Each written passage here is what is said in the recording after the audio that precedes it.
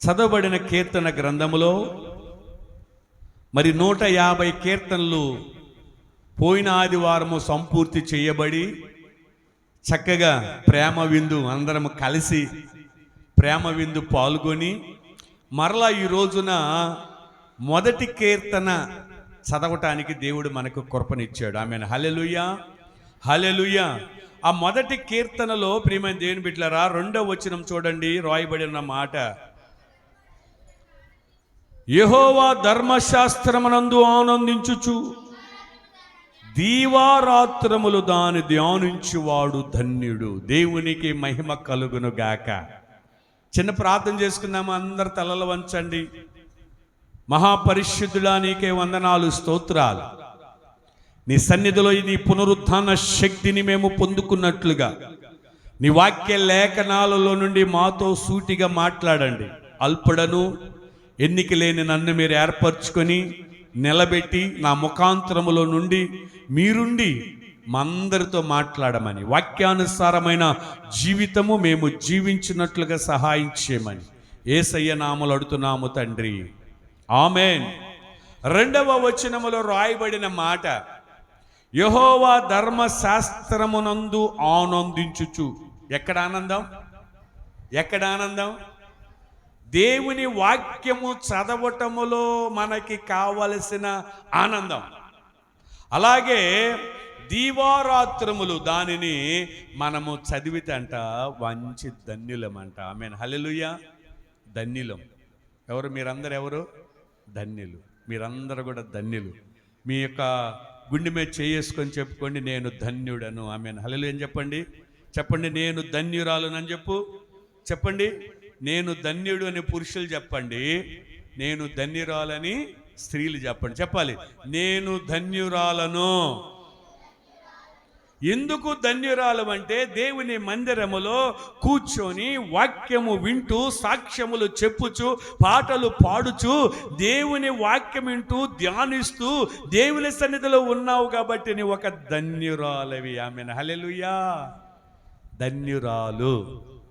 మీరందరూ కూడా రాబో రోజుల్లో ఒక మంచి ధన్యత కలిగిన కుటుంబాలుగా లేవనెత్తబడునుగాక. ఆ కుటుంబంలో ఏ లోటు ఉండకుండా ఉండునుగాక. ఆ కుటుంబంలో ఏ ఇబ్బందులు, ఇరుకుల, శోధనలు లేకుండా ఉండునుగాక. ఆ కుటుంబంలో అప్పు బాధలు అస్సలు ఉండకుండా ఉండునుగాక. ఆ కుటుంబంలో మంచి ఆరోగ్యముతో నింపబడుదురుగాక. మీ కుటుంబాల్లో దేవుడు ఒక మంచి ధన్యత కలిగిన కుటుంబముగా ఈ రోజు నుండి దేవుడు ప్రతి ఒక్కొక్కరి మీద దేవుని ఆత్మశక్తి చేత ప్రతి ఒక్కరూ ఆశీర్వదించబడుదురుగాక. ఆమేన్. హల్లెలూయా, హల్లెలూయా. మీరొక ధన్యత కలిగిన కుటుంబముగా ఈ రోజు నుండి దేవుడి మిమ్మలను లేవనెత్తబడునుగాక. ఆశీర్వదకరముగా మార్చబడుదురుగాక. మీరు ధన్యులండి. సామాన్యమైన వారు కాదు మీరు. దేవుడు అంటున్నారు కదా, మీరెవరంటే దేవుని ఆలయమై ఉన్నారు. మీరు దేవుని సొత్తు. మీరు దేవుడు తన స్వదస్తాలతో తన పోలిక చొప్పున తన రూపములో తన ప్రాణమునిచ్చి బ్రతికించుకున్నాడు మనల్ని. ఆమేన్. హల్లెలూయా. చూసారా? తన పోలిక చొప్పున తన రూపంలో తన చేతులతో చేసుకొని తన ప్రాణాన్నిచ్చి మనల్ని ఏం చేశాడు? బ్రతికించుకున్నాడు. ఇప్పుడు తల్లి ఉందంటే తల్లి బిడ్డకి ఏం చేసిద్ది? తన ప్రాణాన్ని ఇచ్చిద్ది. అవునా? తల్లి తినాలి, తల్లి పౌష్టికంగా ఉండాలి, మంచి బలముగా ఉండాలి. లోపల బిడ్డ బలంగా ఉండాలంటే తల్లి ఏం చేయాలి? లోపల బిడ్డ తినలేడు కదా, తల్లి తినాలి. ఆమేన్. హల్లెలూయా. తల్లి ఎంత తింటే బిడ్డకు అంత బలం. ఇప్పుడు తల్లి ఏం చేస్తుంది? మనల్ని కడుపులో పెట్టుకొని ఆ 9-10 నెలలు లోపల పెట్టుకొని మనల్ని పెంచుతుంది. ఆమేన్. హల్లెలూయా. అలాగే దేవుడు కూడా తన స్వదస్తాలతో తన పోలిక చొప్పున తన రూపములో ఆయన ప్రాణమునిచ్చి మనల్ని చేసుకుంది. ఎందుకంటే మనం ఒక ధన్యత కలిగిన వారముగా ఉందుముగాక. ఎవరు ధన్యులు? ఈరోజు వాక్యం యొక్క సందేశం. నిద్రొస్తున్న వారందరూ హల్లెలూయా చెప్పండి. నిద్రొస్తున్న వారు హల్లెలూయా. ఇంక వాక్యం ఆపు అన్నవాళ్ళు హల్లెలూయా, వాక్యం కాసేపు చెప్పు అన్నవాళ్ళు హల్లెలూయా. ఏందో సగం అన్నారు, ఏందో సగం అన్నారు. వాక్యాన్ని శ్రద్ధగా వింటామన్న వాళ్ళు హల్లెలూయా చెప్పండి, హల్లెలూయా. శ్రద్ధగా వింటాము, వాక్యానుసారముగా నడుచుకుంటాము, వాక్యానుసారముగా మా కుటుంబం ఒక ధన్యత కలిగ కుటుంబముగా మారుతామన్న వారు 2 చేతులెత్తి దేవునికి స్తోత్రం చెప్పండి, హల్లెలూయా, హల్లెలూయా, హల్లెలూయా. ఎవరు ధన్యులు, ఎవరు ధన్యులు? పరిశుద్ధ గ్రంథములో నుండి 2-3 మాటలు చెప్పి మిమ్మల్ని త్వరగా ఇంటికి పంపించాలనుకుంటున్నా. ఎందుకంటే ఈరోజు ఏదో ఒక స్పెషల్ ఉండి ఉంటుంది. Amen hallelujah. అక్క సుశీలక ఉన్నట్టుంది స్పెషల్. దేవుడు మిమ్మల్ని మీ కుటుంబాన్ని ఒక ధన్యత కలిగిన కుటుంబముగా దేవుడు సహాయము చెయ్యనుగాక. ఎవరు ధన్యులంటే ప్రియమైన దేవుని బిడ్డలారా, కీర్తనల్లోనే చూపిస్తాను 2-3 మాటలు. కీర్తన గ్రంథము చూడండి, 32వ కీర్తనలో 32వ కీర్తనలో మొదటి వచనాన్ని 2వ వచనాన్ని మీరు అండర్లైన్ చేసుకోండి. అతిక్రమములకు పరిహారము నొందినవాడు, తన పాపమునకు ప్రాయశ్చిత్తము నొందినవాడు ధన్యుడు. ఆమేన్ హల్లెలూయా.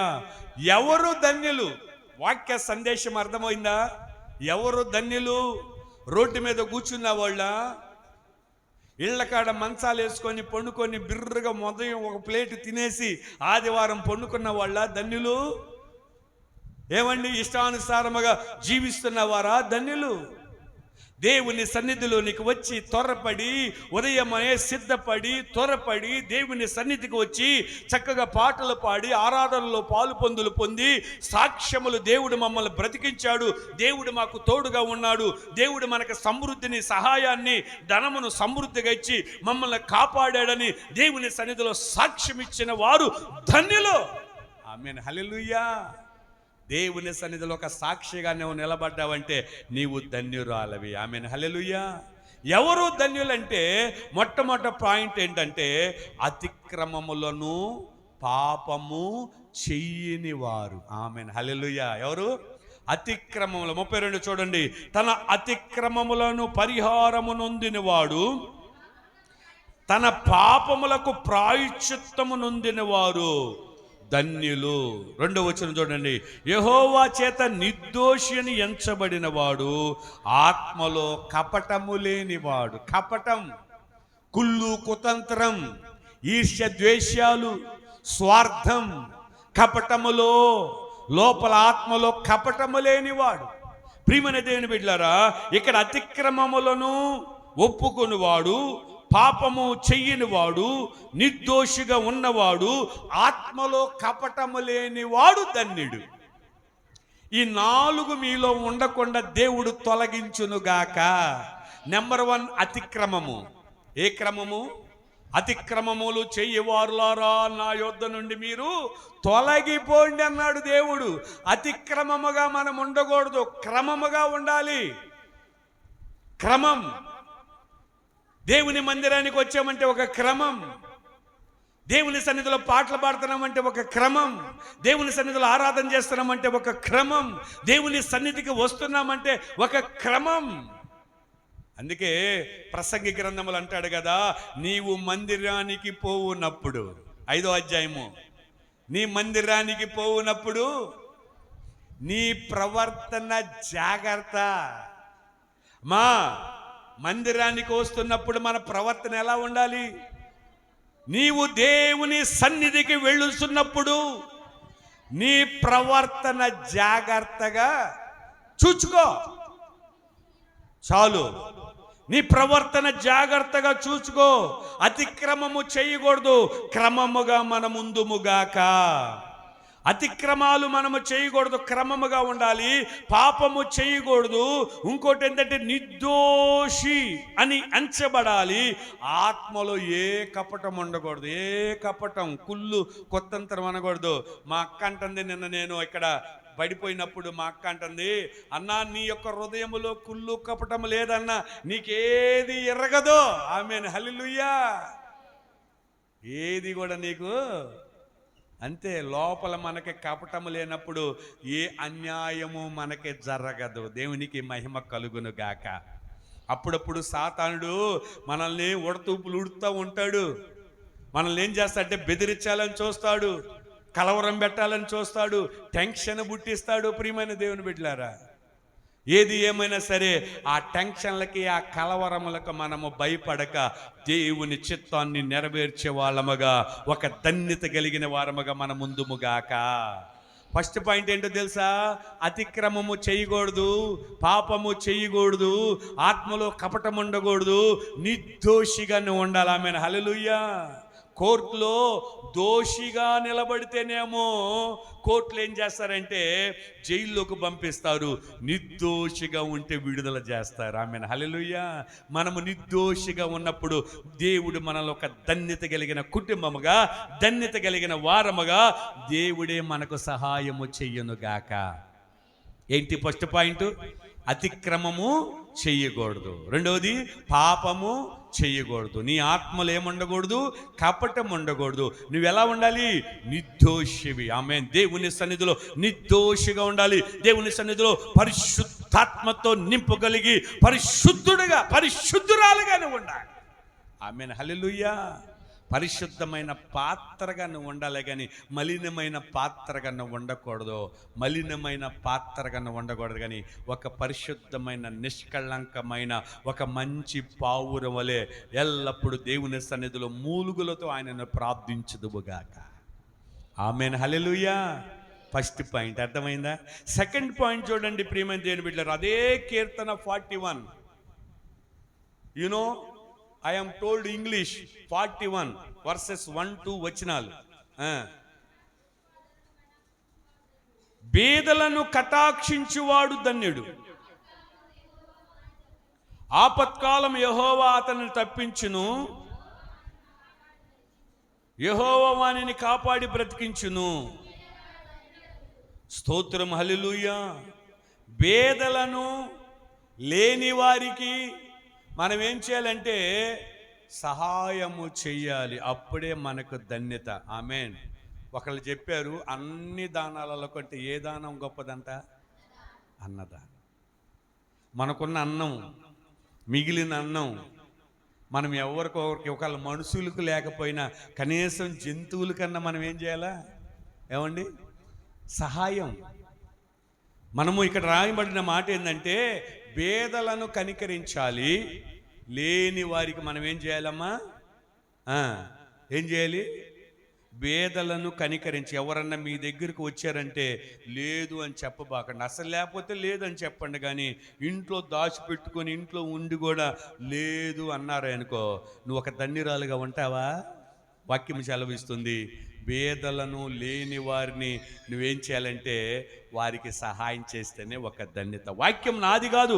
ఇక్కడ వాక్యం 41వ అధ్యాయములో 1వ వచనములో అక్కడ రాయటమే, బేదలను కటాక్షించువాడు ధన్యుడు. ఆమేన్. లేని వారికి సహాయం.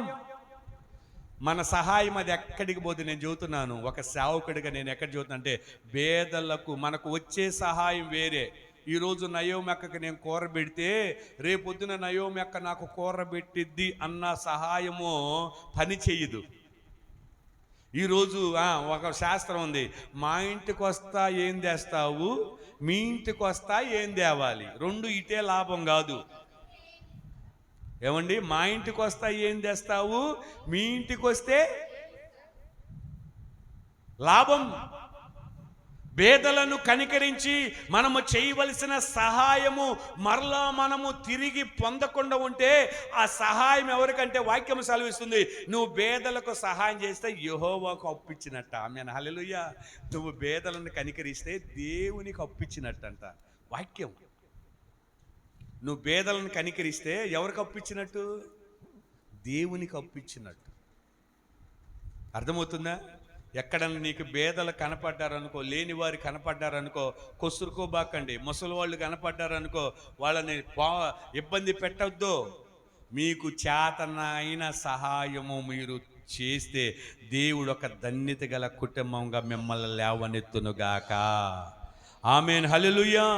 ఇంకోటి చూడండి, 84వ కీర్తన, ఇంకో మాట చూడండి. 84వ కీర్తన 4వ వచనం చదవండి. 84వ కీర్తన 4వ వచనం. నీ మందిరములో నివసించువారు, ఆహా ఎంత మాట అక్క, విన్నావా? దేవుని మందిరములో నివసిస్తే చాలంట ధన్యత. దేవుని మందిరానికి రాకుండా నేను ధన్యుడును అంటాను కుదిరిద్దా? వాక్యం ఏమని చెబుతుంది? నువ్వు దేవుని మందిరములో నిలబడితే చాలు. నువ్వేం అడగబల్లా, అడగబల్లే. నువ్వు దేవుని సన్నిధికి వచ్చి మౌనంగా ఉంటే చాలు. నీకున్న సమస్త అక్కర్లన్నీ దేవుడు తీర్చి సహాయము చెయ్యునుగాక. దేవుడు నువ్వు రావాలనే కోరుకుంటాడు ఆయన మందిరములోనికి.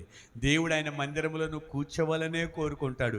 దేవుని సన్నిధికి వచ్చి మౌనంగా నిలబడు. నీకున్న సమస్యలన్నీ దేవుడే తీర్చునుగాక. నీకున్న బాధలన్నీ దేవుడే తీర్చునుగాక. ఎవరు ధన్యులంట? మొదట ఎవరు ధన్యులు? అతిక్రమము చెయ్యని వారు. చెప్పరే, ఎవరు ధన్యులు? అతిక్రమం అతిక్రమములు చెయ్యని వారు, పాపము చెయ్యని వారు, ఆత్మలో కపటము లేనివారు, నిర్దోషులుగా ఉన్నవారు ధన్యులు. ఓకే. సెకండ్ పాయింట్, పేదలకు సహాయము చేసేవారు ధన్యులు. మూడో పాయింట్, మందిరములో నివసించువారు ధన్యులు. ఆమేన్, హల్లెలూయా. ఈరోజు మందిరములో మీరందరూ వాక్యం విని చక్కగా ఆరాధనలో పొందుకున్నారంటే మీరందరూ ఒక ధన్యత కలిగిన కుటుంబముగా దేవుడు ఇప్పుడే మిమ్మల్ని వెంటనే ఇప్పుడే ఆశీర్వదకరముగా మార్చునుగాక, సంతోషకరముగా మార్చునుగాక. మందిరములో నివసిస్తే చాలు. ఆయన అంటాడు, ఎవరంటే మందిరానికి వెళ్ళాలని దావీదు అంటాడు కదా. ఎక్కడమ్మా మాట? నేను మందిరానికి వెళ్ళాలని నా మనసు ఆశతో తృష్ణగోరుచున్నది అంటాడు దావీదు గారు. మందిరములో వెళ్ళాలని. ఆమేన్, హల్లెలూయా. మందిరానికి వెళ్ళాలి, దేవుని సన్నిధికి వెళ్ళాలంటే నువ్వు త్వరపడి రావాలి. అమ్మా వింటున్నావా సుభాషిని? ఏంది నీలాంటి కలర్ వేసుకున్నాను చూస్తున్నావా? దేవునికే మహిమ కలుగునుగాక. ఆమేన్, హల్లెలూయా. చూద్దాం, హల్లెలూయా, హల్లెలూయా.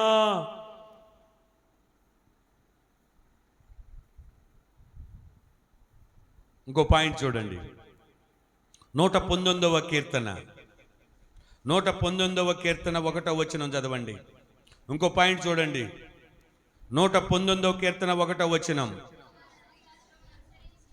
యెహోవా ధర్మశాస్త్రమును అనుసరించి నిర్దోషముగా నడుచుకున్నవాడు ధన్యుడు. కింద చూడండి, పూర్ణ హృదయముతో ఆయనను వెదుకువారు.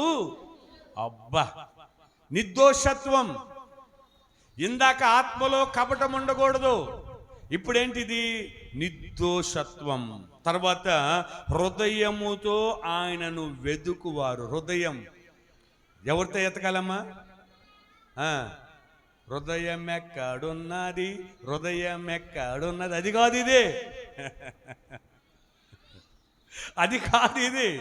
అందరిని వేరు. హృదయం ఎక్కడ ఉన్నదంటే అందరు మీరు అనాలి, ఎక్కడ ఉన్నది, ఎక్కడ ఉన్నది, ఎక్కడ ఉన్నది. ఆమేన్, హల్లెలూయా. హృదయముతో, ఆత్మతో, సత్యముతో, పూర్ణ హృదయముతో, పూర్ణ ఆత్మతో, పూర్ణ బలముతో, పూర్ణ వివేకముతో దేవునిని వెతకిన వారు ధన్యులు. ఎంత బాగుందో వాక్యం చెబుతుంటే. ఆమేన్, హల్లెలూయా, హల్లెలూయా. ఏం చేయాలంట? పూర్ణ హృదయముతో ఆయనను వెదుకువారు. వెతుకుతున్నావా? ఉదయకాలాన్ని ఎతుకుతున్నావా? ఈరోజు మేము ఉదయకాలమున ఇదిగో 4 గంటలకో 5 గంటలకో 6 గంటలకో లేచాం, దేవుణ్ణి వెతికేమన్న వారు మీ చీకుడి హస్తాలు అబద్ధం ఆడకుండా. ఏమండి ఉదయాన 1 2 3 4 వెతుకుతున్నావా? అదే ముక్కుకున్నదో చెవుకున్నదో పోయిందనుకో అర్ధరాత్రి నిద్రలో, ఇక చేసి ఇక పొరుపు తిరగేసి దుప్పట్లన్నీ తీసేసి దోంతర తీసి యువతలు ఇసిరి పడేసి వెతుకుతాం కదా. పూర్ణ హృదయముతో ఒక ధన్యత కలిగిన కుటుంబముగా మనం ఉండాలంటే ఏమి వెతకాల తెలుసా? వేకువనే దేవా నా దేవుడవు నీవే. ఎక్కడ మాట? వేకువనే నిన్ను నేను వెదకెదను. 63 63. You know English, I is telling to 63. 63 మొదటి వచనం. దేవా నా దేవుడవు నీవే, వేకువనే నిన్ను వెదకెదను, నీ బలమును నీ ప్రభావమును చూడవలనని పరిశుద్ధాలయము నేనెంతో ఆశతో కనిపెట్టుచున్నాను. ఏం వెతకాలమ్మా? ఏం వెతుకుతున్నావు? 6 గంటలకు 5 గంటలకు లేచి వెతుకుతున్నావా దేవుణ్ణి? ధన్యత కలిగిన కుటుంబముగా దేవుడు ఎలాగా తీర్చిదిద్దుతాడు, నీకున్న అప్పులు ఎలాగా పోతాయి, నీకున్న ఎలా సమస్యలన్నీ ఎలా పోతాయి, నీ కుమారులకు కుమార్తెలకు ఘనత ఎలాగొస్తుంది. నువ్వు చేయవలసిన ప్రార్థన చేయకుండా నువ్వు నీ ఇష్టానుసారముగా నిద్రపోతే దేవుడు నీకు అన్ని కనికరించి దగ్గరకు తీసుకొచ్చి పెడతాడా? దేవుడు? పని చేయకుండా కష్టపడకుండా ఏది ఫలితం రాదు. ఆయన అంటాడు, నువ్వు ఊరకనే డబ్బులు ఏమైనా ఎత్తున్నా ఉదయకాలమున? ఆటో ఎక్కాలంటే 100 రూపాయలు అంట, ప్రార్థనకి వెళ్ళాలంటే. ఆటో ఎక్కి ప్రార్థనకు పోవాలంటే 50 రూపాయలు అంట, 100 రూపాయలు అంట. ఏనాడన్నా చచ్చారా? ఏనాడన్నా అసలు తీసుకున్నామా? అలాంటి అలవాట్లు ఉండయా మనకి? నెవర్. వద్దు. సర్వశక్తి కలిగిన దేవుడు మనకుండగా మనకెందుకమ్మా? దేవుడే సమస్తమును సమకూర్చి నడిపించగలిగిన సామర్థ్యము కలిగిన దేవుడిని మనము నమ్మి ఉన్నాం. ఆమేన్, హల్లెలూయా. వెతకాలి మనం. ఏమంటున్నాడు దావీదు? ఏమంటున్నాడు సంజయ్? 63వ కీర్తన 1వ వచనం చదివేవు? అసలు ఏమని చదివావు? లేచావు ఈ రోజున? రాణి లేచిందంట, 4 గంటలకు లేచి 6 గంటల దాకా మోకరిచ్చిందంట. ఆమేన్, హల్లెలూయా, హల్లెలూయా. 63వ కీర్తనలో, దేవా నా దేవుడవు నీవే, వేకువనే లేచి నిన్ను వెదకెదను. ఎందుకు? నీ బలమును నీ ప్రభావమును చూడవలని నా మనసు ఎంతో.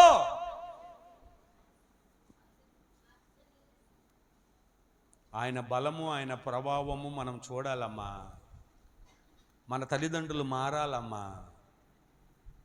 మన తల్లిదండ్రులు మారాలి. సంతోషం కావాలి, సమాధానం కావాలి, ఆనందం కావాలి. దేవుడు నిన్ను ఏర్పరచుకొని ఇక్కడ కూర్చోబెట్టింది ఎందుకో తెలుసా? నీ కుటుంబ సభ్యులందరినీ ఒక ధన్యత కలిగిన కుటుంబంగా నువ్వే తీర్చిదిద్దాలి. ఆమేన్, హల్లెలూయా. నువ్వే వారిని మార్పులోకి తేవాలి. నువ్వే గురకబెట్టి నిద్రపోతే ఇక నేను వచ్చి చెయ్యాలి నీ మంచం కాడ కూర్చొని. అక్క నిద్రపోతున్నావా? అక్క నిన్ను దీవించునుగాక, అక్కో బావను దీవించునుగాక, అక్క ఓ అక్కో అని చేశాననుకో, ఏమనుకుంటారు పక్కనోళ్ళు? అక్క పోయింది కావాలా?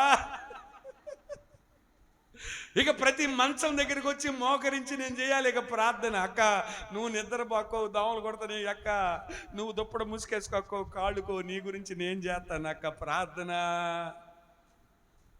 సుభాషిని దగ్గరికి పోవాలి. 2 దోమ తెరలు ఉంటాయి అక్కడ, శుభ్రంగా కట్టి ఉంటాయి. దేవునికే మహిమ కలుగును గాక. ఆయన బలమును ఆయన ప్రభావమును మనము చూడాలి. ఏం వెతకాలి మనం? దేవా నా దేవుడు నీవే. ఏమంటున్నాడు 63:1?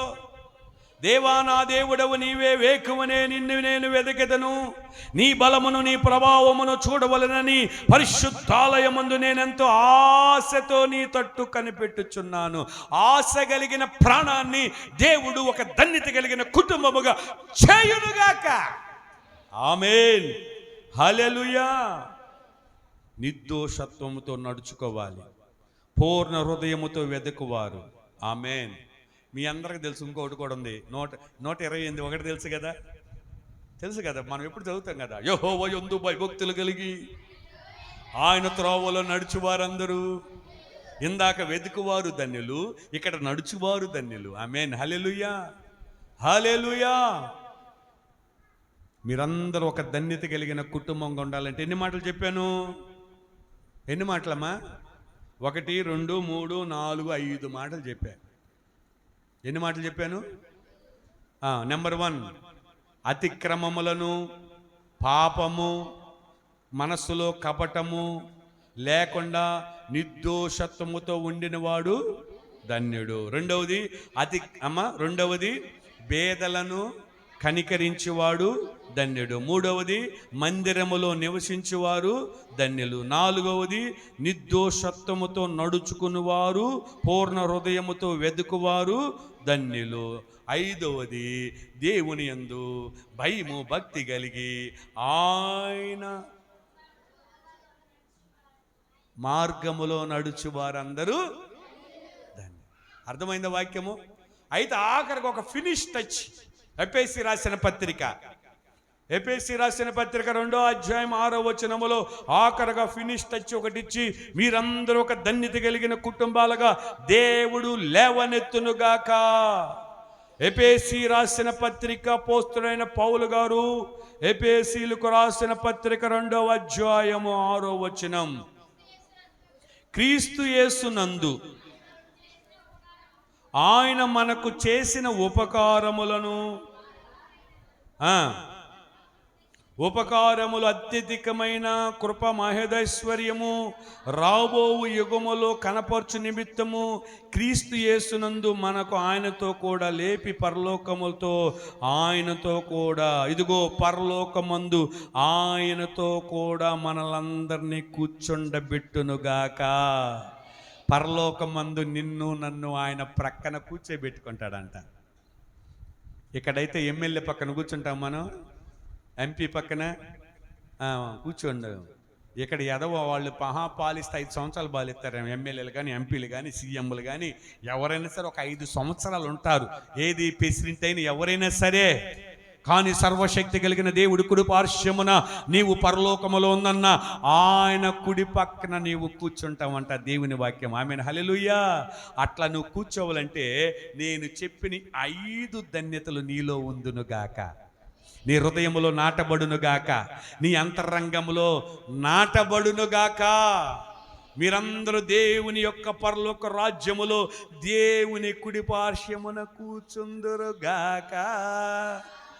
ఆమేన్, హల్లెలూయా, హల్లెలూయా, హల్లెలూయా.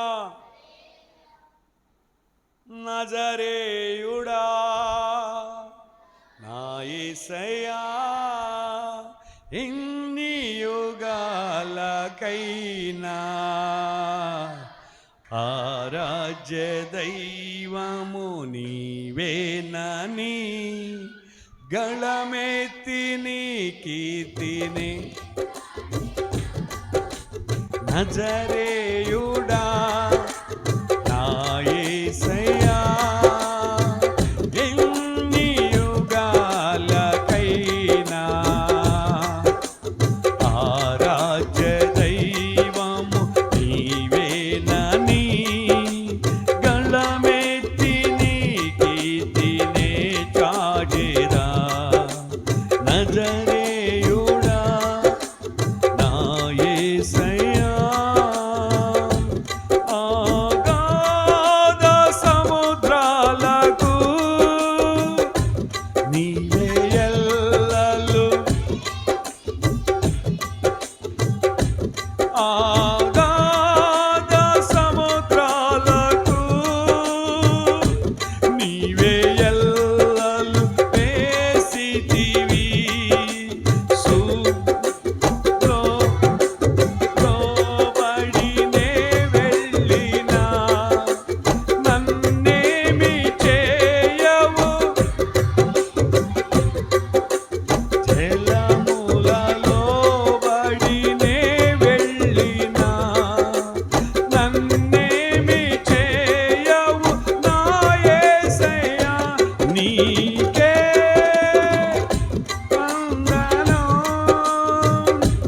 నీకే వందనం, నీకే వందనం, నీకే వందనం. నజరేయుడా నా యేసయ్యా, ఎన్ని యుగాలకైనా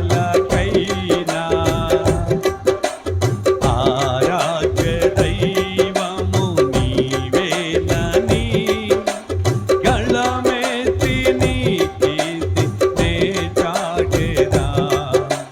నజరేయుడా నా యేసయ్యా,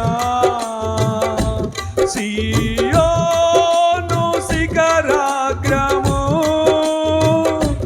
నీ సింహ.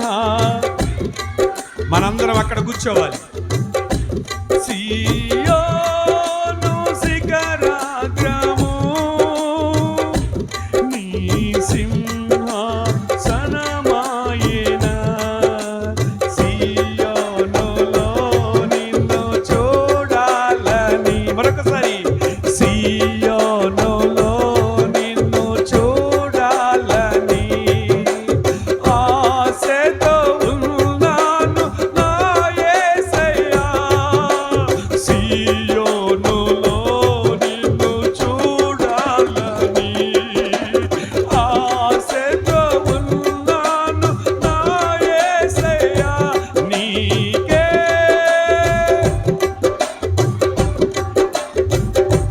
నీకే వందనం, నీకే వందనం, నీకే వందనం. నజరేయుడా నా యేసయ్యా, ఎన్ని యుగాలకైనా పడదామా. ఆరాధ్య దైవము పరిశుద్ధాత్ముడా నే చాటెదా. నజరేయుడా నా యేసయ్యా. ఒక ధన్యత కలిగిన కుటుంబముగా ఇక్కడ చేరిన ప్రతి బిడ్డ ఆశీర్వదించబడుదునుగాక. ఆయన మహిమైశ్వర్యములో దేవుని కుడిపార్శ్వమున మనమందరము కూర్చుందుముగాక. దేవుని కృప కనికరము కాపుదల మన పక్షముగా ఉండునుగాక. సంఘములో ఉన్న బిడ్డలు వారి కుటుంబాలకు ఎప్పుడు కూడా ఏ హాని కలగకుండా తన దేవదూతల చేత ఎత్తుకొని వారిని కాపాడునుగాక.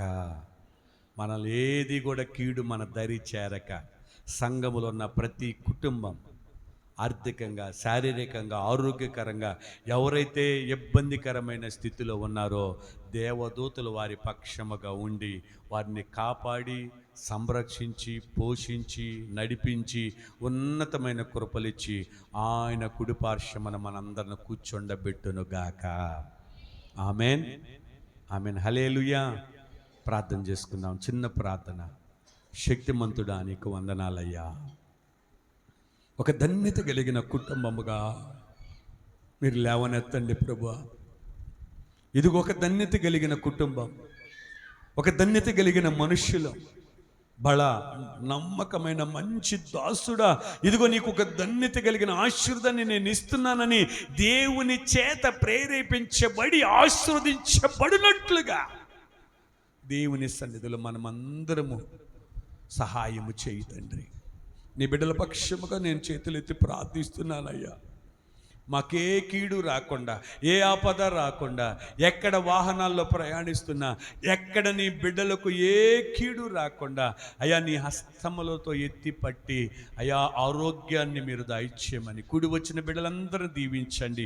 సాక్ష్యం ఇచ్చిన బిడ్డలను అలాగే నీ సన్నిధిలో నా ప్రభువా ప్రతి బిడ్డను ఆశీర్వాదకరముగా మార్చి ఒక ధన్యత కలిగిన కుటుంబముగా మీరు సహాయం చేయమని యేసుక్రీస్తు నామములో ప్రార్థించి అడుగుచున్నాము తండ్రి.